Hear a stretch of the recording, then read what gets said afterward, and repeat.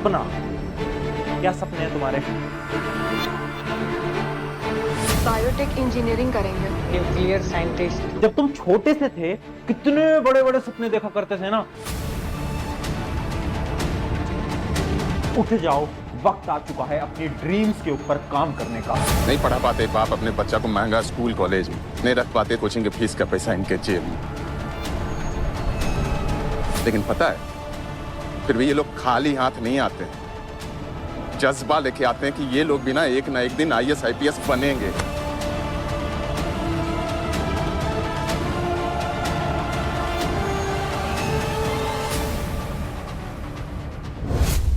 तो हाय, आज आया हूं तुमसे 1 to 1 बात करने। आज आया हूं तुम्हारे प्रशांत भैया का कर्तव्य पूरा करने। कैसी चल रही है जिंदगी? यहां पर ना एक शब्द लिखा है पीछे, ड्रीम, सपना। क्या सपने हैं तुम्हारे? जब तुम छोटे से थे कितने बड़े बड़े सपने देखा करते थे ना कि जब हम बड़े होंगे तो हम ना ये करेंगे, वो करेंगे, आईएएस बन जाएंगे, आईपीएस बन जाएंगे, अपने पेरेंट्स के सारे सपनों को पूरे करेंगे। धीरे धीरे धीरे धीरे वक्त बीतता गया, तुम बड़े बनते गए और वो सपने कहीं ना कहीं गायब होते गए। याद करो ना एक बार, जब तुम बहुत छोटे थे कितने सारे सपने थे और अब कहां गए वो सपने? कहां गई वो आग? कहां गई वो मोटिवेशन? वो जब तुम छोटे थे तुम्हारे अंदर एक इतनी ऊर्जा थी कि नहीं मुझे वो करना है यानी करना है। अब कहां है? कहां खो गई वो मोटिवेशन?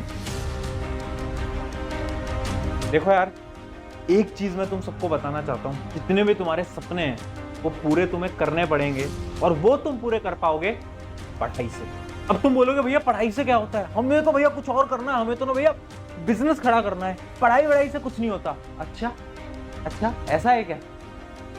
पढ़ाई सिर्फ किताबी ज्ञान नहीं है, पढ़ाई तुम्हें मेहनत करना सिखाता है। जब बिजनेस में जाओगे, जब किसी फील्ड में जाओगे ना, तो इतने एफर्ट्स मारने पड़ेंगे, इतनी सारी चीजें करनी पड़ेंगी। वो मेहनत कहां से सीखोगे?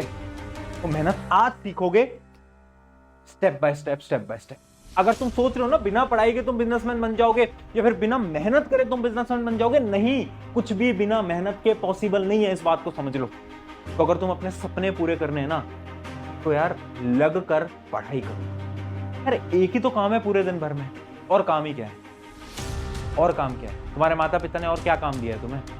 यही तो बोला है कि बेटा बेटी इनसे पढ़ लेना, क्योंकि तुम चाहते हैं कि तेरे मार्क्स बहुत अच्छे आए और हमें बहुत प्राउड फील हो। यही तो बोला है उन्होंने। और क्या चाहते हैं वो तुमसे?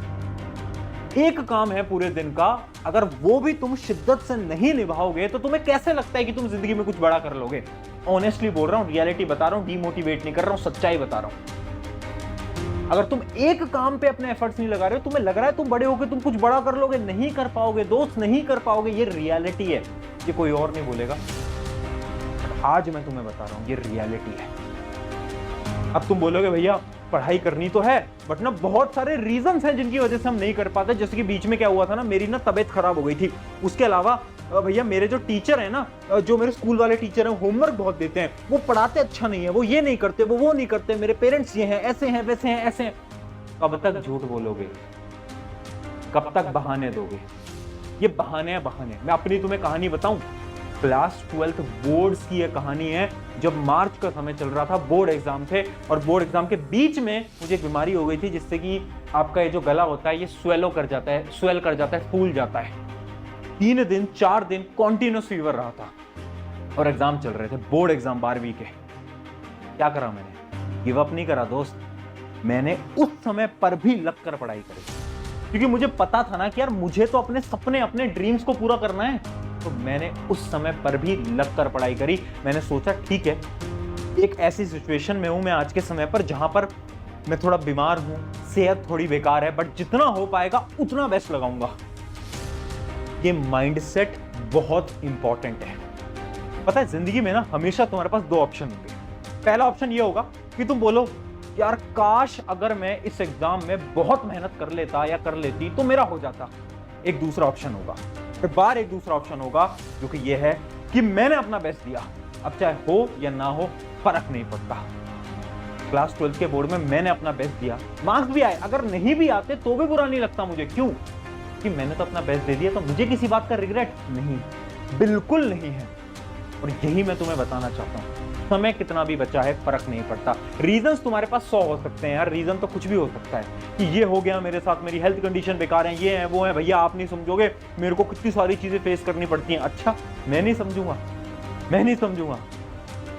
दोस्त मैंने ऐसे भी स्टूडेंट्स को देखा है जो कि IIT JEE का एग्जाम हमसे पढ़ के क्लियर करा है, और वो पता है क्या करते थे, दिन में सफेदी का काम करते थे, व्हाइट वॉशिंग का काम करते थे घरों में जाकर। रात को आते थे, हमारे लेक्चर देखते थे, नोट्स बनाते थे।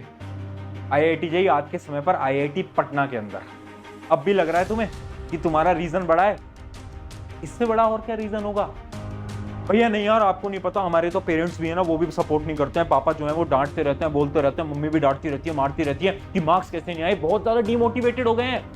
देख तुम्हारे माता पिता क्या चाहते हैं, सोचो ना एक बार क्या चाहते हैं। वो बस इतना चाहते हैं कि तुम पढ़ लिख कर अपने पैरों पे खड़े हो जाओ, बस उनको इतना चाहिए। जो पिता हैं आपके, वो एक ऐसा इंसान है जो कि खुद 5-6 साल से एक ही शर्ट पहन रहे हैं, एक ही पैंट पहन रहे हैं। एक बार जाकर देखना, आज इतने साल हो गए उन्होंने अपनी शर्ट नहीं बदली है, पैंट नहीं बदली है। क्यों? ताकि तुम अच्छे स्कूल में पढ़ सको, अच्छी ऑनलाइन क्लासेस ले सको, अच्छे ट्यूशन जा सको और अच्छी किताबें ले सको। और इतना करने के बाद क्या उनका हक नहीं बनता तुम्हें 1-2 बार बोलने का? बनता है ना यार। तुम्हारी माता जी क्योंकि इतने सेक्रीफाइसेस हर रोज करती हैं तुम्हारी पढ़ाई के लिए। जब तुम्हारे एग्जाम होते हैं ना, तो वो भी सुबह 4 बजे उठती हैं तुम्हारे साथ, है ना, उठती है ना सुबह। तो सारे सेक्रीफाइसेस वो भी तुम्हारे साथ करते हैं। अगर 1-2 बार डांट दिया तो क्या हो गया? क्यों दिल पे बुरा लगा रहे हो? इस बात को समझो कि यार तुम्हें इस चीज को करना है और अपने माता पिता के लिए करना है। क्योंकि यार अभी तुम्हें अपने माता पिता की वैल्यू नहीं पता। आप उनसे पूछो जिनके पास उनके पिता नहीं है, आप उनसे पूछो जिनके पास उनकी माता जी नहीं है, कि माता पिता की क्या अहमियत होती है। वो आपको बहुत अच्छी तरीके से बता पाएंगे। इस वजह से मैं बोल रहा हूं, अपने सपने पूरे करो, उठ जाओ। वक्त आ चुका है अपनी ड्रीम्स के ऊपर काम करने का। टाइम है तुम्हारा चमकने का। याद रखना, जिंदगी जो है ना, ये जिंदगी तुम्हें अपनी बेहतरीन बनानी है, अपने पेरेंट्स के लिए बेहतरीन बनानी है, अपने खुद के लिए बेहतरीन बनानी है और अपने रिश्तेदारों के लिए बेहतरीन बनानी है। क्योंकि ये जो रिश्तेदार हैं जो कि हर रोज आकर बोल रहे थे तुमसे नहीं हो पाएगा, उन रिश्तेदारों को तुम्हें बोलना है कि अंकल जी आंटी जी मैंने कर दिखाया, मैंने कर दिखाया। ये जब शब्द तुम बोलोगे ना, ये शब्द दुनिया की कोई भी खुशी नहीं दे पाएगा जितने शब्द दे जाएंगे तुम्हें। याद रखना। मुझे याद है जब मेरा